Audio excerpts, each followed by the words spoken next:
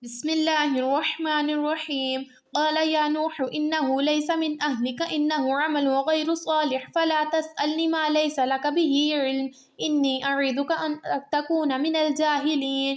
قال رب إني أعوذ بك أن أسألك ما ليس لي به علم وإلا تغفر لي وترحمني أكن من الخاسرين. قيل يا نوح اهبط بسلام منا وبركات عليك وعلى ممن معك وأمم سنمتعهم ثم يمسهم منا عذاب أليم. تلك من أنباء الغيب نوحيها إليك ما كنت تعلمها أنت ولا قومك من قبل هذا فاصبر إن العاقبة للمتقين. وإلى عاد أخاهم هودا قال يا قوم اعبدوا الله ما لكم من إله غيره إن أنتم إلا مفترون. يا قوم لا أسألكم عليه أجرا إن أجري إلا على الذي فطرني أفلا تعقلون. ويا قوم استغفروا ربكم ثم توبوا إليه يرسل السماء عليكم مدرارا ويزدكم قوة إلى قوتكم ولا تتولوا مجرمين. قالوا يا هود ما جئتنا ببينة وما نحن بتاركي آلهتنا عن قولك وما نحن لك بمؤمنين إن نقول إلا اعتراك بعض آلهتنا بسوء. قال إني أشهد الله واشهدوا أني بريء مما تشركون من دونه فكيدوني جميعا ثم لا تنذرون. إني توكلت على الله ربي وربكم ما من دابة إلا هو آخذ بناصيتها إن ربي على صراط مستقيم. فإن تولوا فقد أبلغتكم ما أرسلت به إليكم ويستخلف ربي قوما غيركم ولا تضرونه شيئا إن ربي على كل شيء حفيظ. ولما جاء أمرنا نجينا هودا والذين آمنوا معه برحمة منا ونجيناهم من عذاب غليظ. وتلك عاد جحدوا بآيات ربهم وعصوا رسله واتبعوا أمر كل جبار عنيد وأتبعوا في هذه الدنيا لعنة ويوم القيامة ألا إن عادا كفروا ربهم ألا بعدا لعاد قوم هود. وإلى ثمود أخاهم صالحا قال يا قوم اعبدوا الله ما لكم من إله غيره هو أنشأكم من الأرض واستعمركم فيها فاستغفروه ثم توبوا إليه إن ربي قريب مجيب. قالوا يا صالح قد كنت فينا مرجوا قبل هذا أتنهانا أن نعبد ما يعبد آباؤنا وإننا لفي شك مما تدعونا إليه مريب. قال يا قوم أرأيتم إن كنت على بينة من ربي وآتاني منه رحمة فمن ينصرني من الله إن عصيته فما تزيدونني غير تخسير. ويا قوم هذه ناقة الله لكم آية فذروها تأكل في أرض الله ولا تمسوها بسوء فيأخذكم عذاب قريب. فعقروها فقال تمتعوا في داركم 3 أيام ذلك وعد غير مكذوب. فلما جاء أمرنا نجينا صالحا والذين آمنوا معه برحمة منا ومن خزي يومئذ إن ربك هو القوي العزيز. وأخذ الذين ظلموا الصيحة فأصبحوا في ديارهم جاثمين كأن لم يغنوا فيها ألا إن ثمود كفروا ربهم ألا بعدا لثمود.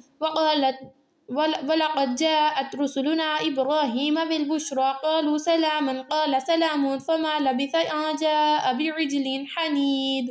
فلما رأى أيديهم لا تصل إليه نكرهم وأوجس منهم خيفة قالوا لا تخف إنا أرسلنا إلى قوم لوط وامرأته قائمة فضحكت فبشرناها بإسحاق ومن وراء إسحاق يعقوب.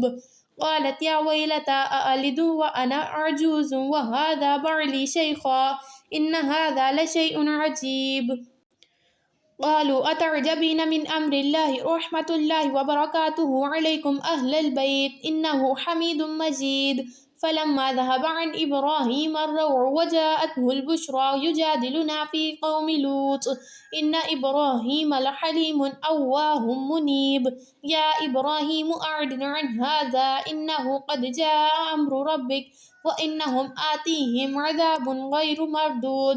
ولما جاءت رسلنا لوطا سيء بهم وضاق بهم زرعا وقال هذا يوم عصيب وجاءه قومه يهرعون إليه ومن قبل كانوا يعملون السيئات قال يا قوم هؤلاء بناتي هن أطهر لكم فاتقوا الله ولا تخزون في ضيفي أليس منكم رجل رشيد قالوا لقد علمت لنا في بناتك من حق وإنك لتعلم ما نريد قال لو أن لي بكم قوة أو آوي إلى ركن شديد قالوا يا لوط إنا رسل ربك لن يصلوا إليك فأسر بأهلك بقطع من الليل ولا يلتفت منكم أحد إلا امرأتك إنه مصيبها ما أصابهم إن موعدهم الصبح أليس الصبح بقريب فلما جاء أمرنا جعلنا عاليها سافلها وأمطرنا عليها حجارة من سجيل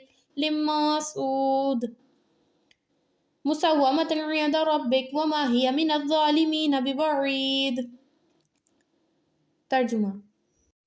جواب میں ارشاد ہوا، اے نوح، وہ تیرے گھر والوں میں سے نہیں ہے، وہ تو ایک بگڑا ہوا کام ہے، لہٰذا تو اس بات کی مجھ سے درخواست نہ کر جس کی حقیقت تو نہیں جانتا۔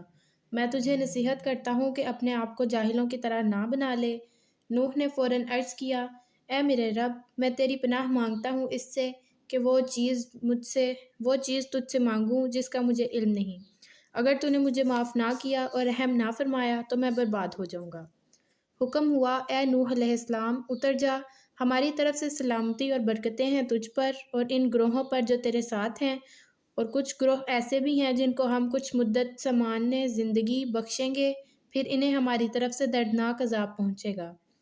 اے نبی صلی اللہ علیہ وسلم، یہ غیب کی خبریں ہیں جو ہم تمہاری طرف وحی کر رہے ہیں، اس سے پہلے نہ تم ان کو جانتے تھے نہ تمہاری قوم، بس صبر کرو، انجام کار متقیوں ہی کے حق میں ہے۔ اور عاد کی طرف ہم نے ان کے بھائی ہود کو بھیجا، اس نے کہا، اے برادران قوم، اللہ کی بندگی کرو، تمہارا کوئی خدا نہیں اس کے سوا، تم نے محض جھوٹ کر رکھے ہیں۔ اے برادران قوم، اس کام پر میں تم سے کوئی اجر نہیں چاہتا، میرا اجر تو اس کے ذمے ہے جس نے مجھے پیدا کیا، کیا تم عقل سے ذرا کام نہیں لیتے؟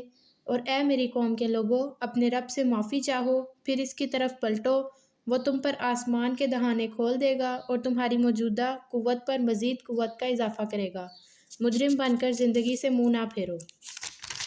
انہوں نے جواب دیا، اے ہود، تو ہمارے پاس کوئی صریح شہادت لے کر نہیں آیا ہے، اور تیرے کہنے پر ہم اپنے معبودوں کو نہیں چھوڑ سکتے، اور تجھ پر ہم ایمان لانے والے نہیں ہیں، ہم تو یہ سمجھتے ہیں کہ تیرے اوپر ہمارے معبودوں میں سے کسی کی مار پڑ گئی ہے۔ ہود نے کہا، میں اللہ کی شہادت پیش کرتا ہوں اور تم گواہ رہو کہ جو اللہ کے سوا دوسروں کو تم نے خدائی میں شریک ٹھہرا رکھا ہے، اس سے میں بیزار ہوں۔ تم سب کے سب مل کر میرے خلاف اپنی کرنی میں کسر نہ اٹھا رکھو اور مجھے ذرا مہلت نہ دو، میرا بھروسہ اللہ پر ہے جو میرا رب ہے اور تمہارا رب بھی، کوئی جاندار ایسا نہیں جس کی چوٹی اس کے ہاتھ میں نہ ہو، بے شک میرا رب سیدھی راہ پر ہے۔ اگر تم منہ پھیرتے ہو تو پھیر لو، جو پیغام دے کر میں تمہارے پاس بھیجا گیا ہوں وہ میں تم کو پہنچا چکا ہوں، اب میرا رب تمہاری جگہ دوسری قوم کو اٹھائے گا اور تم اس کا کچھ نہ بگاڑ سکو گے، یقیناً میرا رب ہر چیز پر نگران ہے۔ پھر جب ہمارا حکم آ گیا تو ہم نے اپنی رحمت سے ہود کو اور ان لوگوں کو جو اس کے ساتھ ایمان لائے تھے نجات دے دی، اور ایک سخت عذاب نے انہیں بچا لیا۔ یہ ہیں عاد، اپنے رب کی آیات سے انہوں نے انکار کیا، ان کے رسولوں کی بات نہ مانی، اور ہر جبار دشمن حق کی پیروی کرتے رہے، آخر کار اس دنیا میں بھی ان پر پھٹکار پڑی اور قیامت کے روز بھی۔ سنو، عاد نے اپنے رب سے کفر کیا، سنو، دور پھینک دیے گئے عاد، ہود کی قوم کے لوگ۔ اور سمود کی طرف ہم نے ان کے بھائی صالح علیہ السلام کو بھیجا، اس نے کہا، اے میری قوم کے لوگو، اللہ کی بندگی کرو، اس کے سوا تمہارا کوئی خدا نہیں ہے، وہی ہے جس نے تم کو زمین سے پیدا کیا اور یہاں تم کو بسایا ہے، لہٰذا تم اس سے معافی چاہو اور اس کی طرف پلٹ آؤ، یقیناً میرا رب قریب ہے اور وہ دعاؤں کا جواب دینے والا ہے۔ انہوں نے کہا، اے صالح علیہ السلام، اس سے پہلے تو ہمارے درمیان ایک ایسا شخص تھا جس سے بڑی توقعات وابستہ تھیں، کیا تو ہمیں ان معبودوں کی پرستش سے روکنا چاہتا ہے جن کی پرستش ہمارے باپ دادا کرتے تھے؟ تو جس طریقے کی طرف ہمیں بلا رہا ہے اس کے بارے میں ہم کو سخت شبہ ہے جس نے ہمیں خلجان میں ڈال رکھا ہے۔ صالح علیہ السلام نے کہا، اے برادران قوم، تم نے کچھ اس بات پر غور کیا کہ اگر میں اپنے رب کی طرف سے ایک صاف شہادت رکھتا تھا اور پھر اس نے اپنی رحمت سے بھی مجھ کو نواز دیا تو اس کے بعد اللہ کی پکڑ سے مجھے کون بچائے گا اگر میں اس کی نافرمانی کروں؟ تم میرے کس کام آ سکتے ہو سوائے اس کے کہ مجھے اور زیادہ خسارے میں ڈال دو؟ اور اے میری قوم کے لوگوں، دیکھو یہ اللہ کی اونٹنی تمہارے پاس ایک نشانی ہے، اسے خدا کی زمین میں چرنے کے لیے آزاد چھوڑ دو، اس سے ذرا تعرض نہ کرنا، ورنہ کچھ زیادہ دیر نہ گزرے گی کہ تم پر خدا کا عذاب آ جائے گا۔ مگر انہوں نے اونٹنی کو مار ڈالا۔ اس پر صالح علیہ السلام نے ان کو خبردار کر دیا کہ بس اب 3 دن اپنے گھروں میں اور رہ لو، بس یہ ایسی میعاد ہے جو جھوٹی ثابت نہ ہوگی۔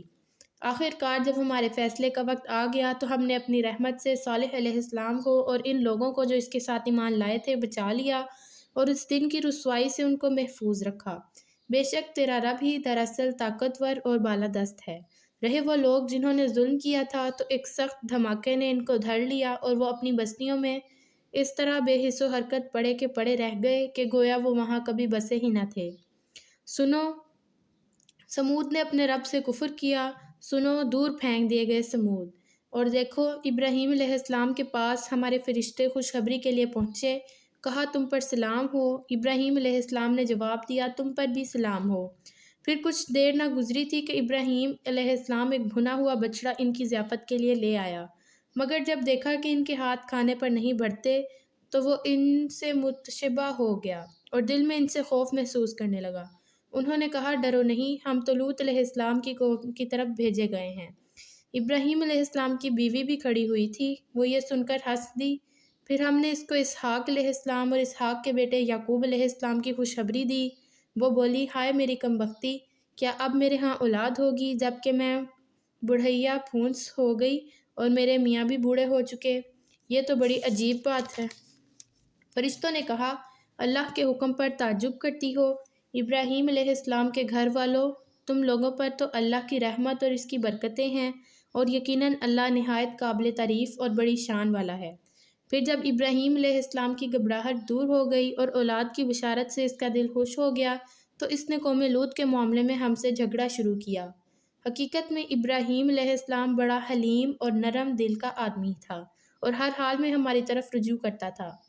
آخر ہمارے فرشتوں نے اس سے کہا اے ابراہیم، اس سے باز آ جاؤ، تمہارے رب کا حکم ہو چکا ہے اور اب ان لوگوں پر وہ عذاب آ کر رہے گا جو کسی کے پھیرے نہیں پھیر سکتا۔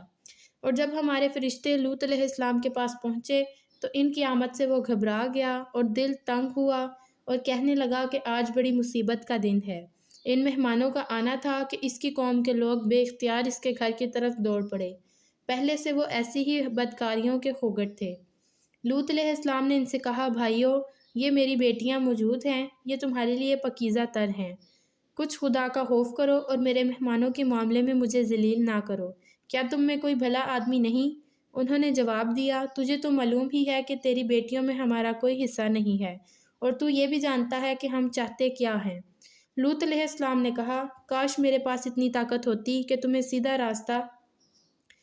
سیدھا کر دیتا، یا کوئی مضبوط سہارا ہی ہوتا کہ اس کی پناہ لیتا۔ جب فرشتوں نے اس سے کہا کہ اے لوط، ہم تیرے رب کے بھیجے ہوئے فرشتے ہیں، یہ لوگ تیرا کچھ نہ بگاڑ سکیں گے، بس تو کچھ رات رہے اور پھر اپنے اہل عیال کو لے کر نکل جا، اور دیکھو تم میں سے کوئی شخص پیچھے پلٹ کر نہ دیکھے، مگر تیری بیوی ساتھ نہیں جائے گی، کیونکہ اس پر بھی وہی کچھ گزرنے والا ہے جو ان لوگوں پر گزرنے کا ہے۔ ان کی تباہی کے لیے صبح کا وقت مقرر ہے، صبح ہوتے ہی اب دیر ہی کتنی ہے، صبح ہوتے اب دیر ہی کتنی ہے۔ پھر جب ہمارے فیصلے کا وقت آ پہنچا تو ہم نے اس بستی کو تلپٹ کر دیا اور اس پر پکی ہوئی مٹی کے پتھر تابڑ توڑ برسائے، جن میں سے ہر پتھر تیرے رب کے ہاں نشان زدہ تھا، اور ظالموں سے یہ سزا کچھ دور نہیں ہے۔ صدق اللہ العظیم۔